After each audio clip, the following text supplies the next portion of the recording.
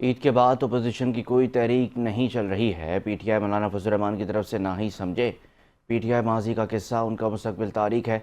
मुरीदके में मीडिया से गुफ्तगू करते हुए राना तनवीर हुसैन का कहना था कि बानी पीटीआई तकरीब कारिया और मुल्क दुश्मनी आया है। बानी पीटीआई के मुकदमात का फैसला ट्रंप ने नहीं बल्कि अदालतों ने करना है।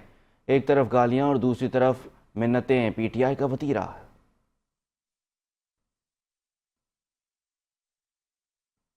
उसके बाद मौलाना साहब वालों से ना ही समझो, ऐसी कोई बात नहीं। एक तरफ उनको गालियां निकालते हैं, एक तरफ उनके जो लीडर हैं वो क्रिटिसाइज करते हैं। दूसरा अब ट्रंप की तरफ से भी आपको पता चल गया है, अपने बंदों कहता तकरीबकार बने, दहशत गर्द बने, तोड़ फोड़ करें, हमले करें, गाली गलौज करें।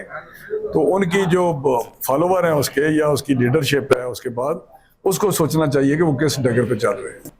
उन्होंने जो पाकिस्तान और के काम किए हैं, पाकिस्तान के खिलाफ, और बहुत सारे गलत काम किए हैं, गैर कानूनी काम किए हैं, उनको भुगत रहे हैं।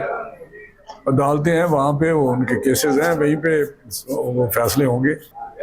उससे किसी मुल्क का या किसी और का कोई दखल नहीं।